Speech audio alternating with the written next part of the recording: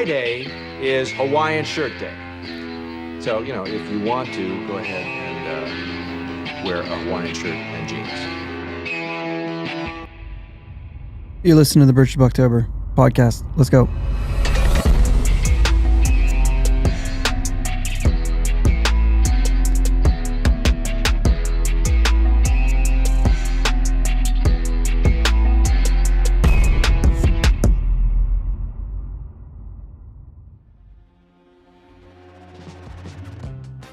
Yins, guys. Thank you for listening to the Buctober podcast, where we talk all about them Pittsburgh Pirates and that. I didn't feel like doing an intro, guys. That's all there is to it. I didn't feel like it, so I didn't do one. Jake's gone. I think he's at a Christmas party, so we can give him as much of a hard time as we want here tonight. This is your show in the chat tonight. Love to see that. Your show. And let's have a little fun with it, because this was a big week-ish, I guess. I mean, it's winter meetings. It's all that good stuff. And, yeah, the Pirates made a trade. A lot of mixed feelings about it. A lot of mixed feelings, like there was some feelings early and then different feelings later. Steel City W already in the chat kind of expressing the same thing, saying that he's kind of convinced himself that this is excellent trade for the Pirates. We'll see. We'll see. Yark says, this is way past my bedtime. Yark, come on, man. Come on, man. It's 9 all the time. We got to do it this way. I got to get the kids to bed first. You know what I mean? Yeah, so I guess we kick off with this, right? OG's in here saying, congrats on the sick Jared Jones auto pull. Absolutely pumped up. And for those of you who don't know, didn't see the stuff going around, or maybe listening, pulled a Jared Jones auto superfractor. Pretty excited. As a matter of fact, I have it out there. Turn that down a little bit, but I'll show the video here. So me and my buddy went in, and really Katie is all in on this too. So we went in and split a jumbo box, and he's the guy who knows all the stuff about these, but kind of the reaction here. It's a rookie. He was convinced it was Skeens. It's Jared Jones. Rookie card. Let's go. 1 of 1. Super. Hurry up. Very excited. A lot of fun. Yeah, you're right. Oh, hold on. I can't golf clap because I still got the video rolling. Let's do this, because I got my volume here. We got it. Let's get the clap in. Yeah, it's pretty cool. It was a lot of fun. I will say this, like, I haven't had a lot of cards, and here's kind of the story behind that. Like, my buddy Jeff, who's doing this, he was here the other night, and we were hanging out, different night, and I had pulled out, we had opened a bunch of cards from a different thing, and I had pulled out this old box of cards. Matter of fact, well, you can't see it. It's over there and I can't reach it, but it was just like an old style pack. It wasn't like one of the new packs or whatever. It was just like this vintage pack. I saw it when I was walking in Walmart, and I was like, I love the vintage cards. Obviously, right? You see the designs that I go with on the podcast and everything. So I love the old vintage cards. So this was just a pack of vintage cards. I got an Andrew McCutcheon. It's just a vintage card. I'm sure it's not worth anything, but I showed him to him, and he was just looking through them, and he's like, "You just gonna leave this?" It's been sitting in here for probably maybe a year, but it's just a Chili Davis autograph card. And then there was another one. I'm trying to think of what it was. Oh, it was a Jackie Robinson card that was numbered out of like 150, but like I didn't know what I had. So, it was fun. And so, we had a good time with it. We put the video up, all that. Anytime we're opening the Chrome update series, man, I got the GoPro on, because you have to, right? You have to. So yeah, it was pretty fun. It's been a fun time. There's a little bit of the Skeens chase in us, and probably unlike Steel City says, let's see it. Show that auto. I can't. So because we split, so Jeff works around Columbus doing things, and he was the one that stopped in, and he actually picked it up at Triple Play, Ohio in Westerville. And so he took it down to show them the card today, and he did not make it back. He was going to try to make it back and get the card back to me before the show tonight. He wasn't able to do that. So I will, though. I will have it for the show. I might have it Sunday. It might be after that. I'm not sure. I am going in to have hand surgery at 5:45 in the Yark you're talking about staying up late. 5:45 in the morning. I have to be at the hospital. Are you earlier than that? Are you earlier than 5:45 in the morning? So I have, Jim, I don't know if Topps has picked it up yet or not. I did tag them in it. I know that when I posted it on Twitter, Jared Jones was tagged as well. He was the first person to like the tweet. I don't know if Jared's into collecting or if that's something that he'd be interested in or whatever, but obviously, I don't know, man. It's been pretty fun. So we're still on the chase. Like I said, a lot of people probably have a lot of convincing to do. If you're married with kids, you've got some convincing to do to try to get another pack of cards. In my house, it's a little different. As a matter of fact, this pack was picked up without my knowledge of it because my wife Katie and Jeff were texting about it and picking it up. So I think there's some conniving there for some Christmas stuff or something like that. I'm not really sure, but yeah. So we all three were sitting there. She's all about the chase. It's really good. Man, Yark, that's early. I don't think I could do that. Yeah, car rides. I get it. Oh, there you go. Katie says, I'm the gambler here. That's for sure. That is definitely true. There's like a nostalgia that I'm getting when I'm opening these cards. Like when I was a kid, we used to open up cards all the time. And so like, I'm starting to get like, I'm a little bit reminiscent. There's some nostalgia there for me. Also the exciting because of how new it is. And so I'm learning a lot, but like she's all in on the chase. She wants to hit big. It's great. We're a baseball family here, and yeah, this has been fun. So it's been a lot of fun. So anyway, the Pirates still did something this week, and Jared Jones is in the news. Yark kind of puts on there something too about him being traded, obviously joking around, but the Pirates made a trade this week they traded Luis Ortiz, and this was one of the guys that I thought that we all kind of assumed in a way that he wasn't going to play for the Pirates anymore. You know what I mean? I feel like, yeah, actually, okay, before we get started here, Katie's right. Wednesday was our anniversary. So we spent our anniversary opening cards at the table. That is very true. Very true. I think it's pretty on on brand. We had an opportunity to do Doug's got you here. There's a 1-800 number for that. We had an opportunity to have some time without the kids this summer, and we decided to spend 4 straight days at PNC Park. So that's just, it's just what we are here. That's how we do things. So anyway, to the trade now. To the trade, because there's a lot here, and there's a lot of mixed feelings. I know I had my feelings, and I'm going to kind of explain those in the order that they happened. Essentially, the trade is Luis Ortiz, Michael Kennedy, and Josh Hartle going to Cleveland. In return is Spencer Horwitz, who was just acquired from the Blue Jays in the Andres Jimenez trade, which was a 4-player trade, 2 going, 2 coming.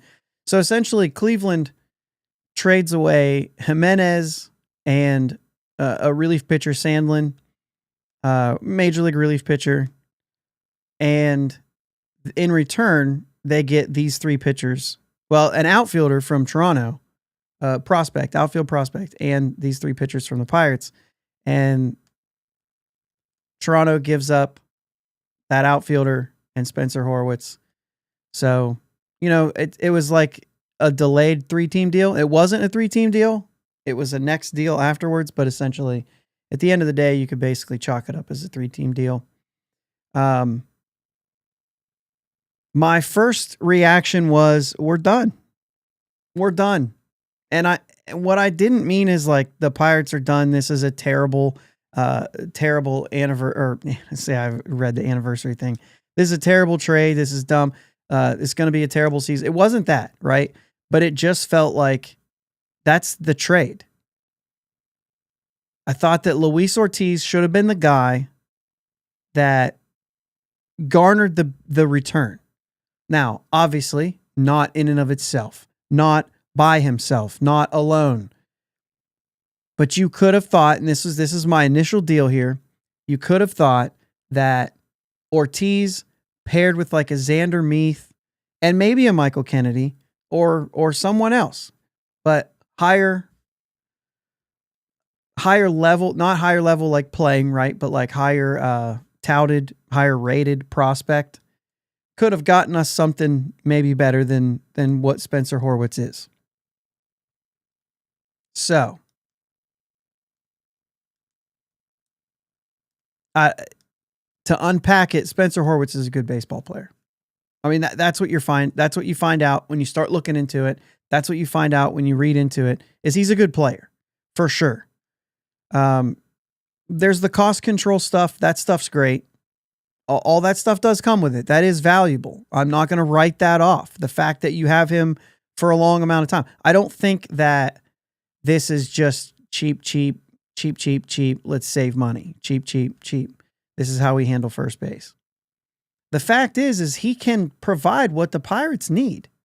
And that's guys that can hit right-handed pitchers, just something we struggled at. And also, it changes a little bit in the fact that, like, this guy doesn't strike out. In most seasons of this guy's career, he has struck out less times than he has walked. And I know none of those are the show, but it still shows a player who's knows the zone. He knows bat to ball. He's a good hitter. You might look at his defense and say, gosh, this guy stinks. Well, Toronto played him like he played double the amount of games at second base in the major leagues than he had played his entire minor league career of 4.5, 5 years. So he doubled his amount of time at second base. Like he's not a second baseman. He's not used to second base. And those numbers are largely impacted by his performance at second base. So he's fine. In 2023, the managers in the AAA voted him as the best defensive infielder at first base, but not the best defensive first baseman. He was the best defensive infielder was the name of that accolade or whatever you want to call it. So this is a guy who can handle first base. He's not big. That's the other thing, right? So he's not big. Well, he looks like Carlos Santana, who's 5'10" as well. We've seen it. It's not terrible. It's not listed 5'9". We all know Chavis was 5'7". It's not like it's Chavis over there. It could have been taller than that, but it felt like it. So he's going to be able to handle himself at first base, and he's going to play the bulk of the time, even if he's a platoon player. It's kind of one of those things like if you're a platoon player, but you're the left-handed bat, that's kind of like you're going to get the bulk of it. You're going to get 65, 70% of the at-bats, right? So you could say platoon player all you want, but really this guy is in the lineup most days. 97 games he played last year, had a good season. They used him in a certain way. You use your roster in ways, right? And so I really don't think that this guy even has to be platooned. It's not like a need. We're going to find out. We might find out it's a need. But I think that for a guy like this, you give him a shot. You see if he can hit lefties. If he can't, then you change it. But I also think that if they're serious about Brian Reynolds getting opportunities at first base, and we'll talk about the outfield in a minute. If they're serious about getting Brian Reynolds opportunities at first base, against tough lefties are going to be opportunities. They're built in. And I think really no matter what first baseman you get, you're going to see stuff like that. Let's also talk about the fact that I started to go down that path. The Pirates need to hit right-handed pitching more. And a lot of the guys that you would look at right now and that you would talk about right now, I mean, we could talk about Christian Walker, even though I think a lot of us realize now, different than we did maybe a month ago, that Christian Walker may have some interest that might price out of the Pirates range. And what I mean is actually like teams are, the Yankees and the Red Sox and the Blue Jays, like these guys are upset that they missed out on Soto and they're going to spend money. We've already seen it with Max Fried going to the Yankees. That's it's the largest contract ever given to a left-handed pitcher. Is he the greatest left-handed pitcher? Not really. Blake Snell would probably rate above him. He signed earlier this offseason. So I think there's going to be some desperation on the side of maybe New York, Yankees in particular. Shoot, maybe even the Mets get involved. If they miss out on Peter Alonso, then maybe they move on to a Christian Walker. But anyway, it kind of makes you feel like if I bank on Christian Walker and we miss, we better have something else in mind. And then maybe you think, Baltimore was one of the teams I really thought of. Baltimore, you could say Ryan Mountcastle might be available. There's been a lot of talk about Yandy Diaz. I thought there was one more that I just can't think of, but there was another guy that was kind of in the talks for some people saying, oh, maybe Paul Goldschmidt, picking him up, I heard some people say. And the problem with all of those guys is they're right-handed. They don't help us against right-handed pitching. So in a way, you might actually start talking yourself into believing that this is better because of that. Now, that doesn't mean he's a better player than Christian Walker, right? That doesn't mean he's a better player than any of the guys that I said. However, does he fit a need that this team actually has right now? Yeah. Is that a need that's way more important than maybe we struggle against lefties? Yeah, because you see more right-handed pitchers. There's more of them out there. Spencer Horwitz, can we start calling him the Horwitzer yet? Is that all right? Is the Horwitzer good? Let me know in the chat if the Horwitzer. It's not on his baseball reference, but maybe. And we're the Pirates. We got to come up with something, right? I don't know if Pirates like that. There are Pirates even now. So eventually, or at some point in the age of Pirates, they may have had Horwitz or Howitzers. Can we call him the Horwitzer? I don't know. I don't know the kind of power this guy's going to have. I understand that, but 12 home runs in 97 games is good. He also had 19 doubles. So like power, when you talk about home runs, 15, 20, probably like is maybe the way to go. Maybe the way to kind of expect with PNC Park and getting opportunities to play in places like Milwaukee and Cincinnati a lot. Maybe you could say, maybe you could say the home runs could tick up a little bit to 20, but even if not, you might get some doubles. He's not fast. He's not going to run out a lot of triples. He's not a fast runner. He is a first baseman. He's just a few inches shorter than the stereotype and maybe, 5 or 10 less home runs. Jim says Greg Brown might use that. I like it. I need to catch up with the chat here in a second, but let me roll a bit here. The thing is I think he's fine on defense. I think he's going to hit right-handed pitching.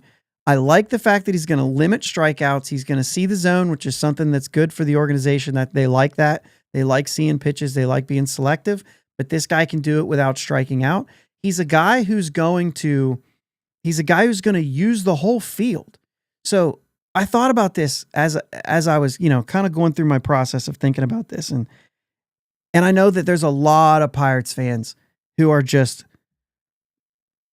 name your guy, Jack Sawinski, too many strikeouts. Even the year he had 26 home runs, too many strikeouts. And there was too many strikeouts.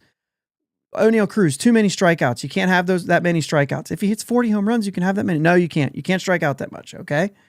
There's a lot of Pirates fans who hate high power, high strikeout guys, which, by the way, those come hand in hand unless you're MVP caliber.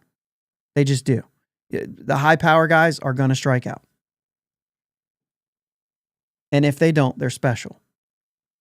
Or you could say if they don't, they also don't walk, which is the other thing too. Like, I mean, you could look at a guy like Josh Naylor, who doesn't strike out a lot. I think he struck out like 107 times last year. Like that number might be wrong, but like Josh Naylor doesn't strike out, but Josh Naylor also doesn't walk. So 31 home runs, but he's swinging the bat, right? So he's a guy who doesn't strike out and hits for power, but he's also not getting on base. So, you know, there's different types of players. This guy is a guy who doesn't strike out and he gets on base. He sprays the ball. He's a ball player. And I don't know. I tend to think that Pittsburgh seems to like those kind of guys. He looks like he's not the stereotype. He's got to work for everything he gets. He was a 20-something round draft pick, I think, if I'm right there. I'm sure somebody's got that in the chat here to correct me if I'm wrong, but he's a guy who got drafted in 2019 in the 20th round, lost the 2020 season, and just fought his way and hit the whole way there. Probably a guy who a lot of people didn't see as a big-time prospect, yet every year he's climbing the prospect chart. Oh, he's hit this. He's 14th. He's up. And then he's a half a season. Is this Doug? Is this the 24th round? Is that what you're saying? So maybe the 24th round. So look, I mean, this guy I feel like he's a good fit for this team in this city. I also just hope that he's a really good player. He does fit what the Pirates need at first base, albeit probably not at the level that we were hoping for. So I think a lot of us were let down. It was the 24th round. A lot of us were let down at first in saying, really, a 27-year-old that just played 97 games and hit 12 homers? Like, what are we doing? And a lot of us are high on guys like Michael Kennedy, and a lot of us like Luis Ortiz, and thought that he could have been part of a package to do better. Maybe for an outfielder. Maybe somehow, and I know my things, and I've said it on this show, so you guys know it too. Maybe a Wilyer Abreu package, which wouldn't have to be quite huge, not like the major, as maybe going to Baltimore and getting maybe Kjerstad or Colton Cowser, depending on where you were going. I mean, I think they would rather get rid of Kjerstad, but all that stuff can all be true at the same time. The thing that got me was that starting pitchers are going for boatloads of money right now. Like a meh guy is signing for $15 million, right? A 4 or 5, a 3 on a bad team or on a, not so good team is going for 15, 16 million. So I thought, well, geez, the starting pitching value is really high right now. We should get a lot for Ortiz. Not the same with trades. I mean, to be honest with you, the Boston move for Crochet was actually pretty nice for Boston. They avoided getting rid of Meyer, Campbell, or Anthony. Their top 3 prospects. Pretty good trade, if you ask me, to get a guy like Garrett Crochet. So maybe this does make sense. Maybe that is what it takes. I actually have confidence in the development of pitching in our system right now. That it's kind of hard not to. We've seen a lot of gains. We've seen a lot of success stories. Luis Ortiz, probably one of the best ones right now. That was an actual, like, let's get you back. Let's do the things we need to do. And Cleveland is really has a track record of being great at doing just that. So I don't think at all, when you think about, oh, did we win that trade? I think a winning trade is a trade that works out for both teams. And if Luis Ortiz goes and he does well, and Horwitz does well within their rights, that's a winning trade. Sure, you'd also be like, it just doesn't tell you much. If they end up not doing well, you could say, well, maybe they would have done well if they would have stayed with us. Hard fight when you're talking about the Guardians, but I'm going to say it anyway because it's a Pirates podcast and ain't nobody in here going to stop me. So, all in all, I think this is a good trade. I still think we're done. I don't know what it looks like to trade for another player. I don't know what it's going to be. I can't imagine that the next guy we bring in is going to be a bona fide middle of the order guy that we needed, like leader, like Christian Walker would have been, something like that. I just don't see it. You're going to see Kutch or you're going to see Joey Bart hitting fourth until someone else emerges to take that spot. At least when it comes for trades, that's just how I feel. I just don't see a fit for anyone else. I don't see the Pirates really. I mean, they can move from minor leagues. They could move from maybe some of their pitching depth, but we can talk about the pitching depth that's there in a little bit. So it's part of that where when I look at everything, and we're going to do that here in a second. When I look at everything and I say, all right, this is what we need, I don't know how it's going to happen. But I still think there is a route. And we'll go over that. There's a route. This player can help this team win games and play a role in it. Probably maybe hitting from the 5-hole is probably a good place. He actually seems like he probably would be a really good 2-hole hitter. But obviously Brian Reynolds is our 2-hole hitter, and I don't think they're going to change that. I think that's locked in for sure. I think that's locked in. I'm going to look at a couple things here in the chat for a second before we jump on to this next thing. Steel City W saying, small sample, 97 games, number 10 ranked OPS at first base. OG says, yeah, for whatever reason, I'm not thinking of that right now. It was above average fielding range, whatever, fielding range value. Don't know why I couldn't think of that. Good outs above average, looks like a good enough defender. As long as he can pick it. This is actually a really good point here. As long as he can pick it. For my money, at first base, if you can pick the ball in the dirt, the rest of it, if you can pick the ball in the dirt and hit, the rest of it I'm fine with. I want to be able to throw that ball low across the infield and just know that my first baseman's got me. That's it, right? Pick it, and everything else is secondary. Get the balls that are hit right to you. I don't know. He doesn't have a good arm. He doesn't have to have a good arm. If he can pick it, I'm here for it. I mean, that's why Michael Chavis worked out, man. The guy could pick the throws across the infield. So I think it's there. I think it's there. Pit City, what likes to trade? Desperately need more offense. Pirate Take Scott says, I'm less concerned about his height with Cruz in the outfield. Very good point. Very good point. Although he did throw a lot in the dirt too. But first base is a power position. They need a power hitter there. This is Dave. Already have a ping hitter at third with Hayes. So that's one of the things that I think I would say about Horwitzer, right? As we're going to go with here. Greg Brown can take it. I'd love it. He's not a ping hitter. He spreads the ball, but like I said, in 97 games, he hit 12 homers and 19 doubles. Like his OPS is high, but without the home runs really. And he's done that. So ping hitter, I don't think is really it. He doesn't hit the ball extremely hard, which is why his doubles don't go for homers. But I wouldn't necessarily call him ping hitter. He's a whole field guy from what I understand. So I think that's it. And then of course at the same time, maybe this is the way Doug Smith calls him, a small ball hitter. We need that. Even then, I'm not sure, but we do need a guy who has the ability to put the ball in play. You think about all those times last year with guys on second and third that we had back-to-back strikeouts. This guy won't do that. He will put the ball in play. And I think that's a big thing, and that's a huge thing that this lineup needed. Good call out there. Definitely needed. Yeah, Yark likes him. I don't say anyway he doesn't do well versus right-handed pitchers. That's what we need more than anything. Absolutely.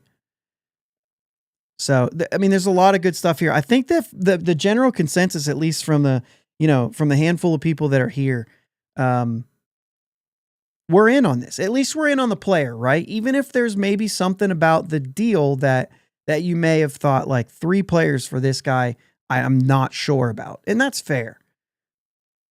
But let's say, for instance, because we're very critical here, I would say this, we're not, right? But we as a whole, Pirates fans, all that stuff, we're very critical of a lot of the moves that are made, and rightfully so. And if you say that we gave up too much for this, would you call that urgency?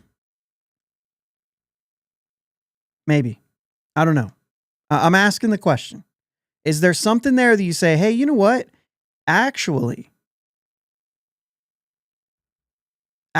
he gave up too much to get the guy that he's wanted, by the way, rumored to want for the last 2 years, and couldn't work out a deal with Toronto. Maybe giving up an extra guy was maybe the way to say, listen, we need a guy and we need this guy. So I don't know. Maybe there's a little bit there. I don't know if it's a good thing or a bad thing. It depends on what you wanted. It depends on if you wanted maybe a silly trade. A lot of people want a silly trade sometimes just to point it out and say, just go do something.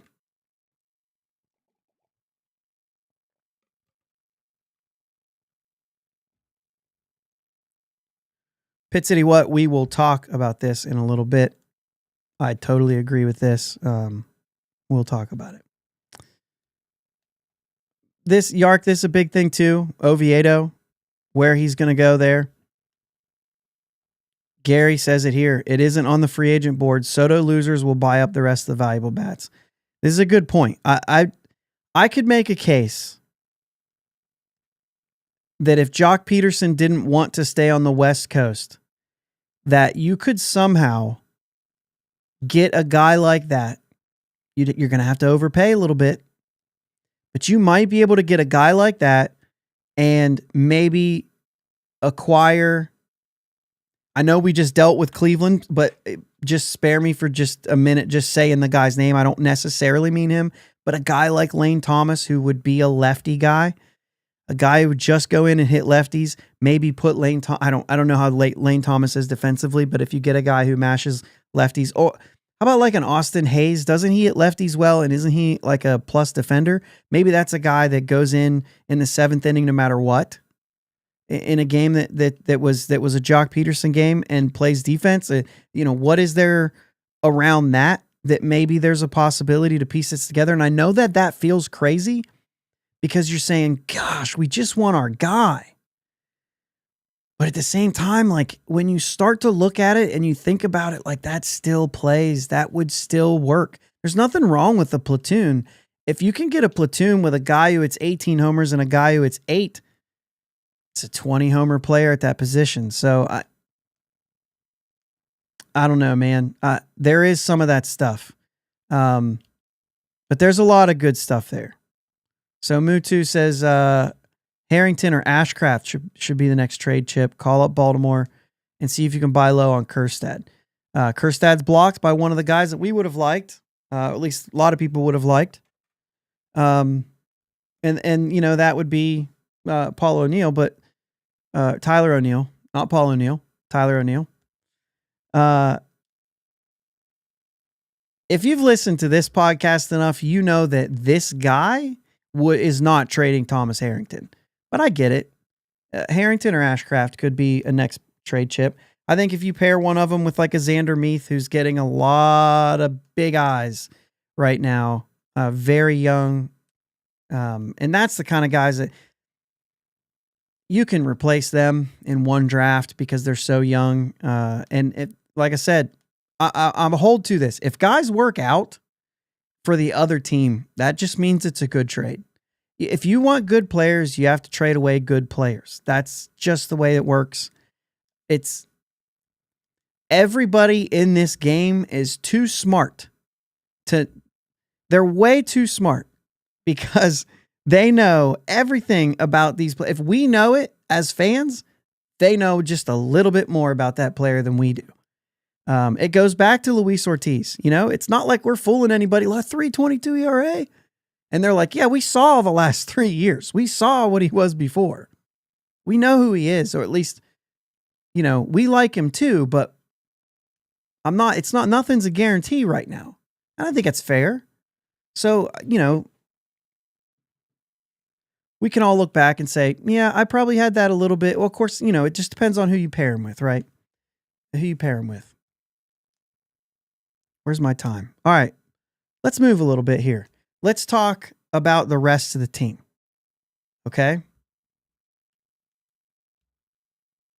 Pitching staff, Skeens, Keller, Jones.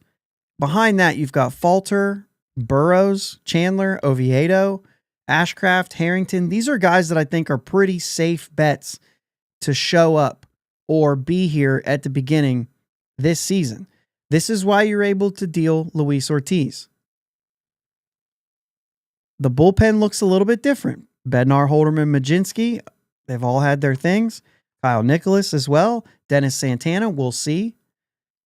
Dowry Moretta was hurt. A couple lefties at the back end, Strzelecki and Wentz, who I think a lot of us probably assume won't be here if they go out and get a couple, maybe one of them, but if they get a couple lefties in that bullpen.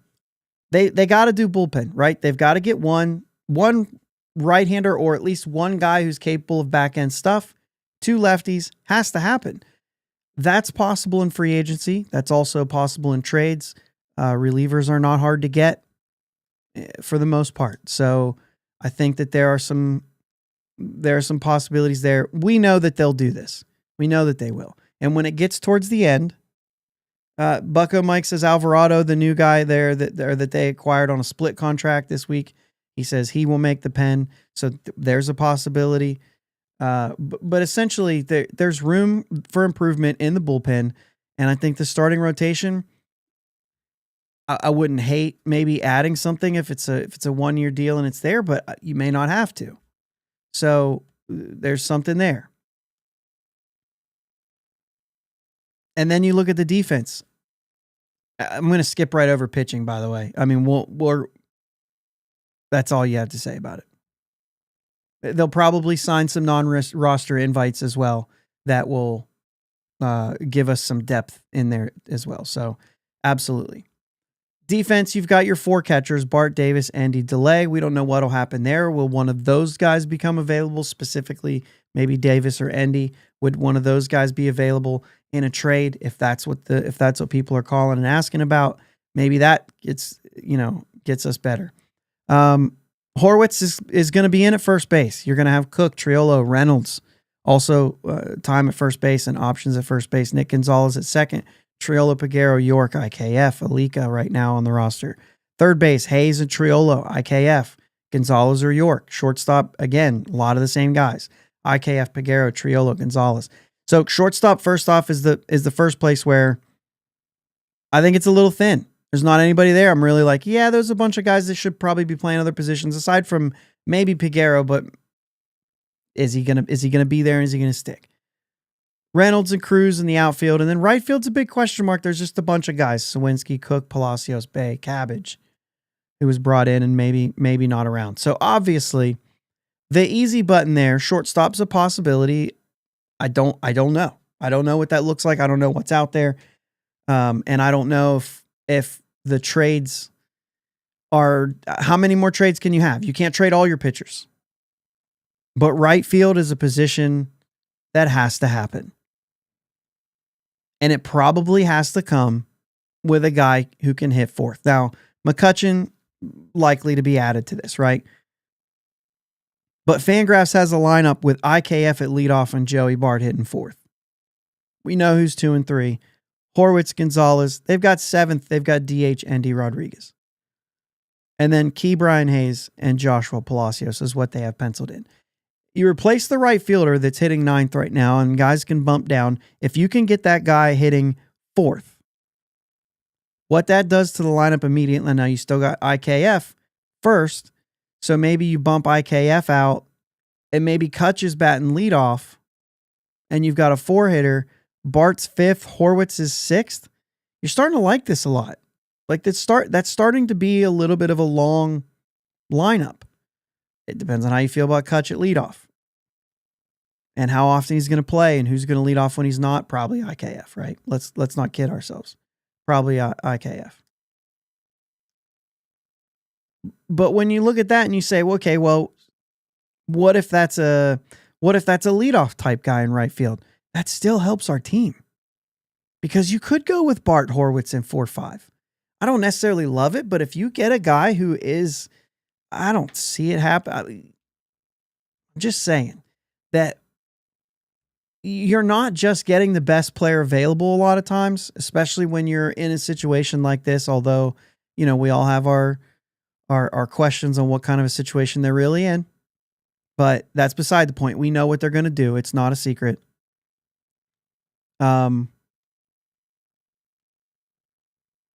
I'm just saying, you're building a baseball team. Could you get a leadoff guy? It actually would be great.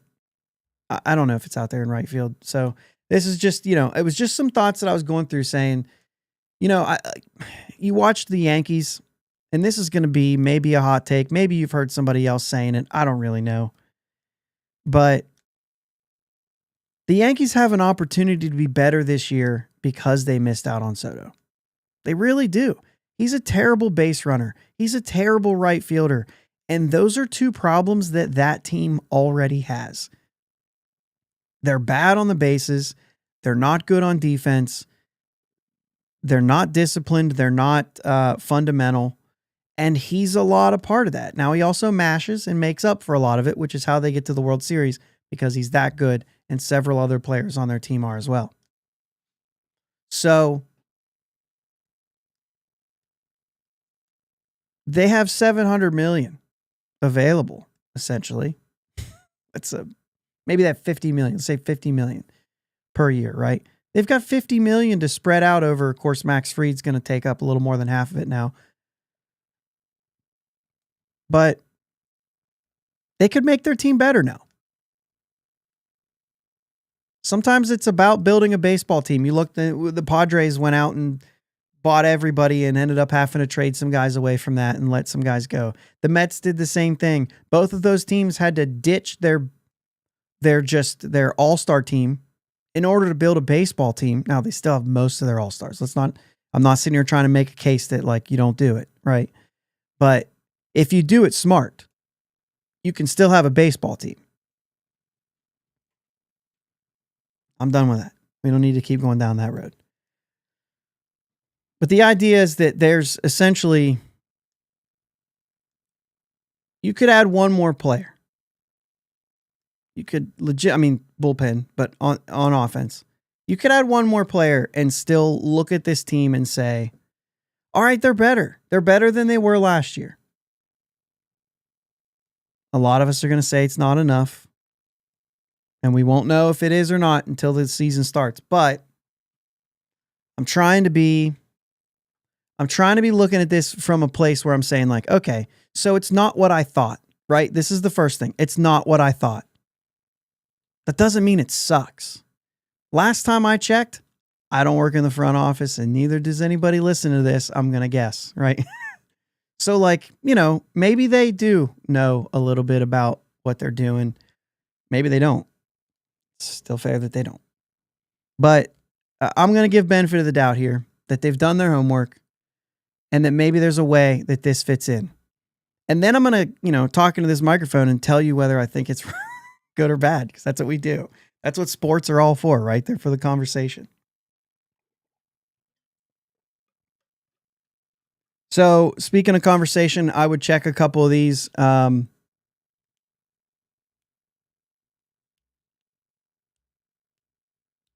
Yeah, there's a lot of good chat in here. A lot of good players. I see Taylor Ward, Holby Milner. I'm seeing some conversation about Bubba Chandler, Charlie Morton. Yeah, I don't know about that one. I could be convinced, but I see Nick York flying around a little bit. I really like Nick York. I also really don't. I don't care to see him play short. I did see him play short That's not his position. He hasn't played it a whole lot. That's not his position.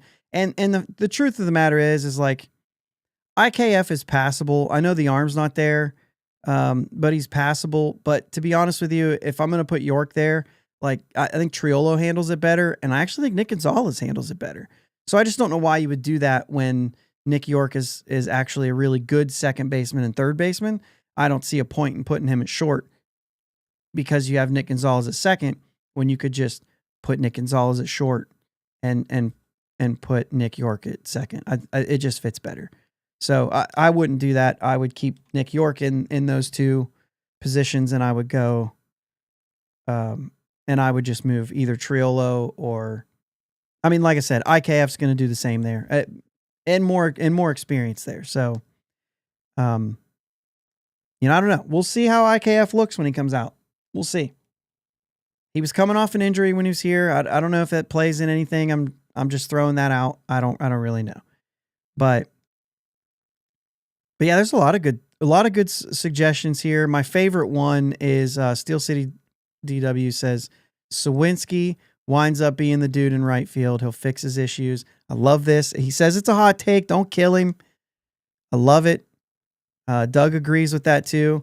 Obviously, I'm a Jack Sawinski fan. I root for him to do well, not just because he's a Pirate, but because I actually like having a guy in the lineup who can hit home runs and not worry about strikeouts. Not that I love strikeouts and not that I want a whole lineup of those guys, but there's value there. This game is won and lost too many times by home runs. They're so important in today's game, mostly because the pitching is so dominant right now. And it's so hard to string together 5 hits and put a couple runs up. It's just so hard.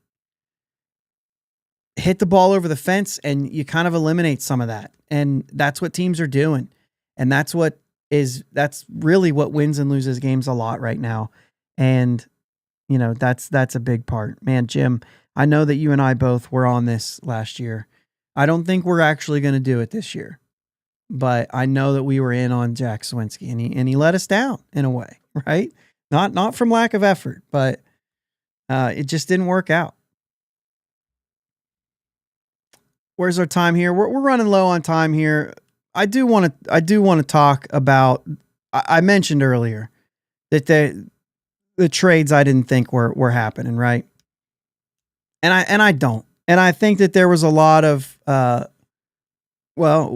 Jim, you said something too here. Everyone craps themselves about everything.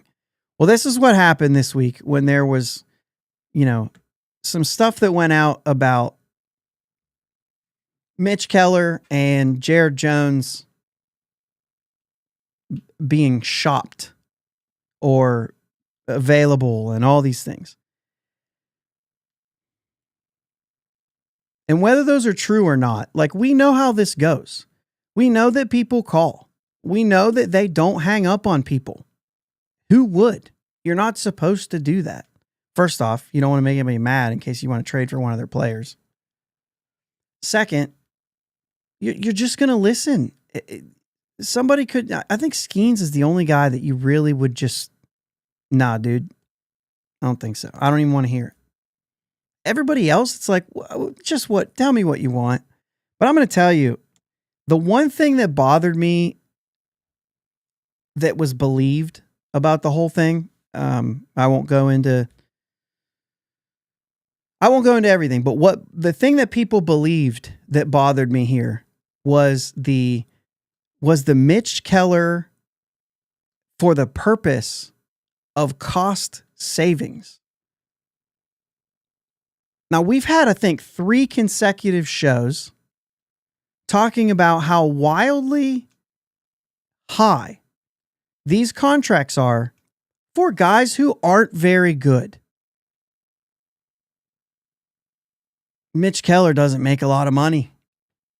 In the market that we're in right now, we are saving money with Mitch Keller pitching right now, even at $15 million. I'm sorry. He's just there. He's at $15 million. It's if he does any better than what it finished last year, even though I think all of us know he's a better pitcher than what that ERA looked at the end of the year, at least for a better part of the year he is. He's an 18, 19, $20 million guy. If he improves this year, he's 24, 25. To me, it's silly saying let's save money by dealing him because you can't replace him. You're going to replace him with a guy who's got a 450 plus ERA every year. Or maybe, the one guy had 6+ ERA the last year and a half. And it's going to cost you $15-16 million anyway. So, no, it's silly. It's absolutely silly to save money by trading Mitch Keller. It just doesn't make any sense. And we know that the Pirates' payroll is going up, so you're going to have to spend it somewhere. And it's not going to come from anybody that's on the free agent market. We've already said that. You've already got your first baseman. Who's left? Santander? You think that one of those teams are going to let you get Santander from them? No, they're going to outprice you. They're going to take you Santander. They're going to take Teoscar Hernandez. We know that the only reason he's not signed in Dodgers yet is because they aren't offering enough. If the Dodgers aren't offering enough, Santander probably a better fit than Teo on this team anyway, right? We maybe still need another lefty. I don't know. But you can't shed payroll at this point. Where's Ethan's numbers? Where are we at? 80 at this point? Estimate with the ARBs and everything like that. You've got to get up to close to 100. Like, you just absolutely have to. You're getting shared revenue. The rule is you spend 150% of what you get in shared revenue. I don't know what that number is, but I'm sure it's close. We're watching the A's do it right now. And everybody's talking about, wow, the A's are going to spend over $100 million. That's because if they don't, they'll lose their shared revenue for next year. They have to. Brent Rooker is sitting there smiling right now because he's like, they got to pay me. Because they're not getting anybody coming. Look how much they paid for Severino. He's not worth 18, and they got him for 22.5. They're going to overpay for everybody just to get their salary to a point, or their payroll to a point that they're in the clear and they can get their shared revenue next year. The last 3 years, they haven't even gotten the full shared revenue because of something else that they did. Obviously the A's are really in a spot. They're really in a spot with that ownership group. And with the city of Oakland, who, without upgrades to the stadium or something like that, I forget. It's something to do with the upgrades to the stadium. They weren't doing what they needed to do, and they ended up losing shared revenue because of it. Or maybe it was the payroll.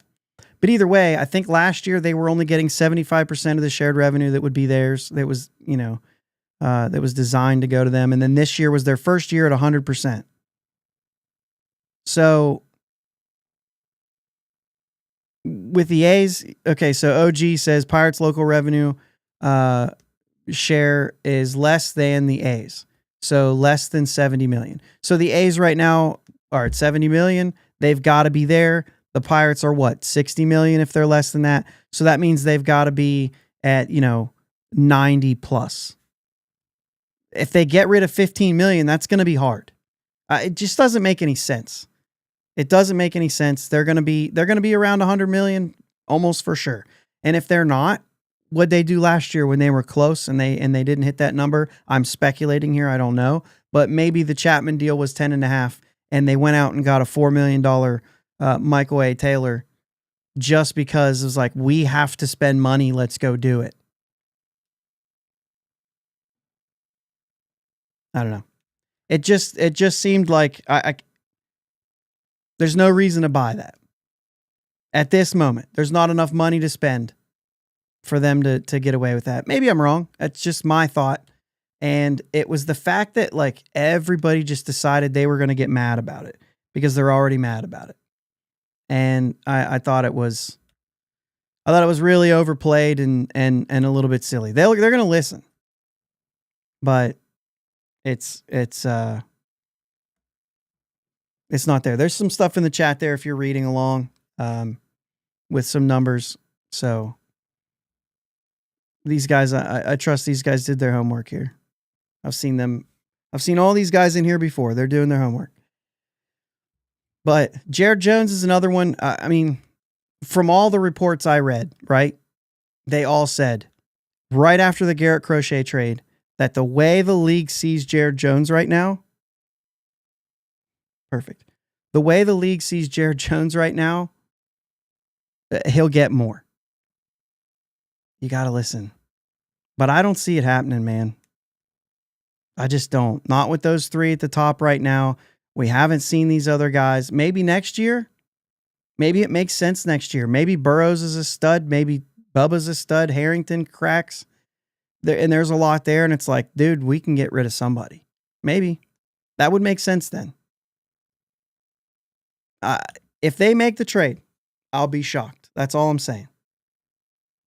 I'll be shocked. And I'm just not buying it. I think that this front office has waited for this year, and I'm going to hold them accountable to it. Put your money where your mouth is, or I don't know, whatever they're going to do. Apparently it doesn't have anything to do with money. But I don't know. I just don't think it's needed, I guess is where I'm at. I just don't think so. We know that the budget's strapped. We understand that. We all do. We just I don't know. A little bit frustrating there. So Adam or Yark, what are you saying? 5-year-old. 5-year rebuild, you know it. Here we are. This is supposed to be it, guys, and we should hold them to it. And I think a lot of Pirates fans are. Although the ones that are saying it's way overdue, well, no, it's just due. Dave says, I think the fans are pressuring them to do more this time. I think that could be true. I also think that they don't pay one bit of attention. Unfortunately, I don't think they pay one bit of attention. Sherrington seems like a guy who will trust the process. Nothing knee jerk about it. He's just trusting the process. Sometimes that's a bad thing. Sometimes it can be a good thing. I did hear one thing I will say that I will say one thing that I did see that I'm kind of disagreeing with, and that was Sherrington's comments about the winter meetings being the start of the offseason. That one's one that I was like, man, I don't know about that. This should be the height of the offseason, not the start. He wants this to begin and then make his moves in the next 2 months. And timing for me is urgency, right? That just doesn't play. I feel like we could have been involved before that. Jim says, I'm only trading Keller for Roman Anthony type return and using that money to immediately go sign Santander. Let's face it, none of that is happening. It's a good point. But you're right, though. That's the only thing. And again, the money part that they're paying doesn't matter. Like, it's not too much. That's the first thing. However, if you were going to go get somebody, in my opinion, you got to have them first. You can't go make a move like this in pretending that you're going to make it happen. So make the move first, then go back. It kind of goes back to, like, there's a lot of talk about, Roki Sasaki's agent came out and said, hey, maybe smaller market's better. I'm sure he's playing the game a little bit, but let's bite. Let's entertain it a little bit. You're still not making a move. Like, let's say Jared Jones, you're still not making a move until you've got that thing secured. They've got time. He's not going to sign till after December or January 15th. He won't sign in the next 3 days. And then the international signing time closes. It opens back up in January, and it's going to be basically a mad rush. But Roki Sasaki, guys, I mean, that would be, imagine right now if they got Sasaki.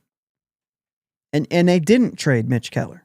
And you had Skeens, Keller, Sasaki, maybe Jones, maybe Jones, Sasaki. And then you got this laundry list of guys that could finish this thing out. Maybe it's Bubba Chandler, right? I mean, Jared Jones made the opening day roster. Bubba Chandler could do the same. And probably is going to be given the opportunity to do so. OG says Sasaki will be a Padre. I could probably agree with that. Mutu says, Pittsburgh Pirate, trust the process.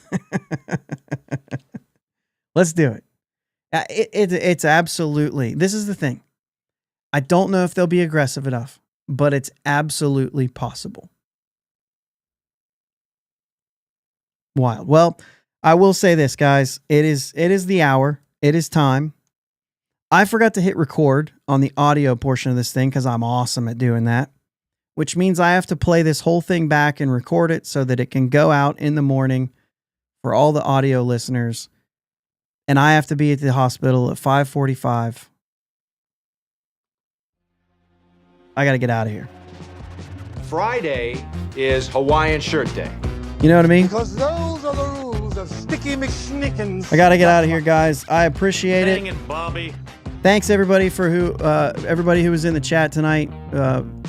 Busy chat. Always appreciate that kind of stuff when Jake's not here.